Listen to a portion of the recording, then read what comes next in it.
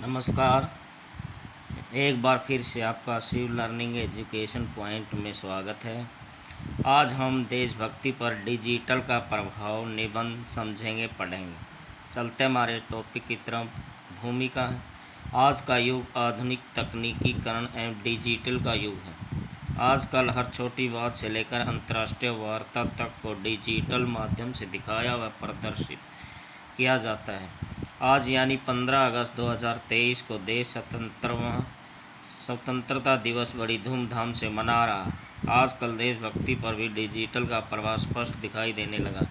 आजकल सच्ची देशभक्ति उसी को माना जाता है जितना आप डिजिटल तरीक़ों द्वारा उसका प्रचार व प्रसार करते हैं। आजकल डिजिटल देशभक्ति दर्शाने का सबसे अच्छा माध्यम आपका व्हाट्सएप, फेसबुक, यूट्यूब अकाउंट और ट्विटर अकाउंट का होना आवश्यक है। इस बात को मद्देनज़र रखते हुए 15 अगस्त 2023 को स्वतंत्रता दिवस को पूर्णतः डिजिटल रंग देने का प्रयास किया गया है। इस अवसर पर प्रधानमंत्री द्वारा सेल्फी विद तिरंगा अभियान की शुरुआत की, जो काफ़ी हद तक प्रभावी साबित हुई।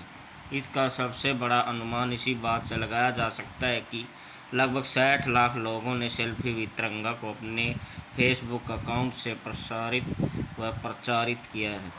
अगर हम एक सच्चे व ईमानदार देशभक्त हैं तो हमें डिजिटल देशभक्ति को अपनाना होगा। हमारी डिजिटल अकाउंट की प्रत्येक आईडी पर या डीपी पर बड़ा सा तिरंगा अपनी फ़ोटो या परिवार की फ़ोटो के साथ फहराना चाहिए।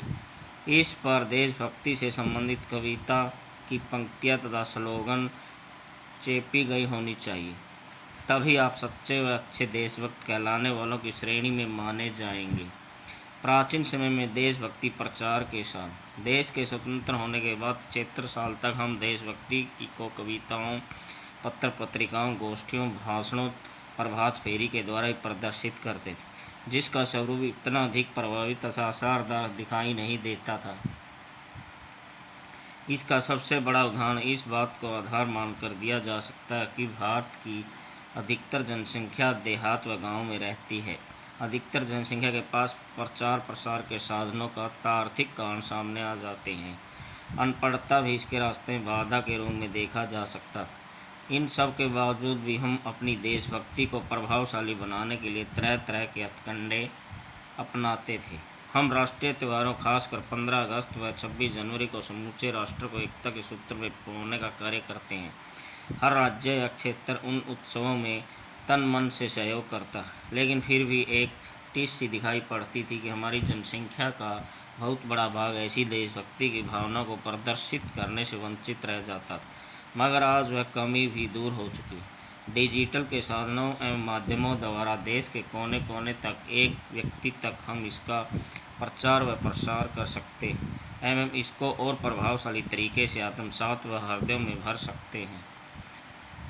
आधुनिक डिजिटल काल में देशभक्ति की सार्थकता। आज का युग डिजिटल देशभक्ति का युग। आज देशभक्ति फुल टू डिजिटल हो गई है।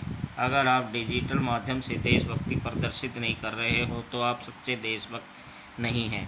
आज के समय में आपके फेसबुक, व्हाट्सएप तथा ट्विटर अकाउंट में हर पल तथा हर क्षण देशभक्ति से संबंधित कंटेंट होने चाहिए। आपकी डीपी पर किसी देशभक्त द्वारा कहे गए वाक्य या देशभक्ति की कविताओं की पंक्तियाँ लगी होनी चाहिए। इसके साथ ही अगर आप अपनी गली, मोहल्ले, नुक्कड़ और चौराहे पर देशभक्ति के पोस्टर के साथ सेल्फी लेते हैं तो आप बड़े वाले देशभक्त हैं।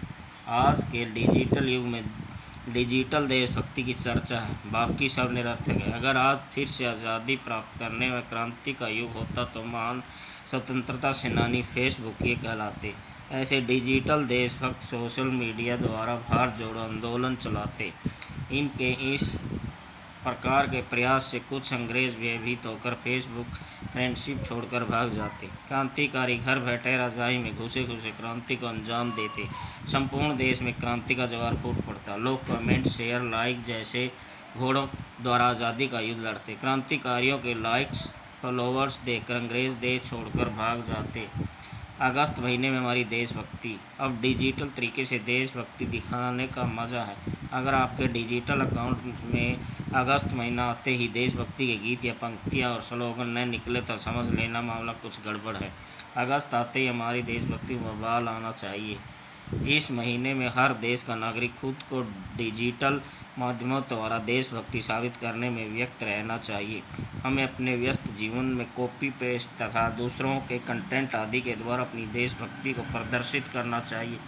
डिजिटल देशभक्ति के इस दौर में वास्तविक देशभक्ति को भुला दिया जाता है। कुछ लोग लाइक शेयर या कमेंट्स जुटाने के लिए ऐसा करते हैं। इसके पीछे वास्तविक देशभक्ति की भावना को भुला दिया जाता है। वास्तविक जीवन में अगर आप कितने भी अराष्ट्रवादी क्यों न हो, लेकिन आपके द्वारा फेसबुक की एक पोस्ट आपको प्रखर राष्ट्रवादी और देशभक्त होने का गौरव प्रदान करती है। अगर आप कितनी भी बिजली चोरी करते हैं, सार्वजनिक स्थानों को गंदा करते हैं, सरकारी वस्तुओं का बेकार करते हो तो तथा बिना टिकट यात्रा करते हो, मगर अगस्त महीने में देशभक्ति की जो गंगा डिजिटल माध्यमों के द्वारा आती है, इस गंगा में अगर आप अपनी पोस्ट रूपी डुबकी लगाते हैं तो आपके सारे अराष्ट्रवादी होने के पाप धुल जाते। आप एक देशभक्त और राष्ट्रवादी कहलाते हैं। निष्कर्ष, इसमें कोई शक नहीं है कि आधुनिक युग डिजिटल क्रांति का युग है। हम इस प्रकार के वातावरण में खुले दिल से अपने सोशल अकाउंट के माध्यम से अपने विचार व्यक्त कर सकते हैं। अगस्त का महीना आती सोशल मीडिया पर देशभक्त से उत्प्रोत कंटेंट की भरमार रहती है। इस समय एक राष्ट्रवादी और अराष्ट्रवादी में अंतर करना कठिन हो जाता है। कुछ लोग तो अपने लाइक्स कमेंट शेयर प्राप्त करने के लिए ऐसा करते हैं। अब प्रश्न उठता है कि क्या हमारी देशभक्ति केवल अगस्त मास के लिए होती है? बाकी 11 मास तक हम क्या करते हैं? क्या हम सिर्फ अपने स्वार्थ के लिए इस प्रकार की देशभक्ति का प्रयोग करते हैं? अगर हम वास्तव में ऐसा करते हैं तो यह निंदनीय व आश्चर्यजनक बात है। देशभक्ति कोई एक विचार नहीं तथा न ही कोई वस्तु है जिसका प्रयोग हम केवल अपने स्वार्थ के लिए करते हैं।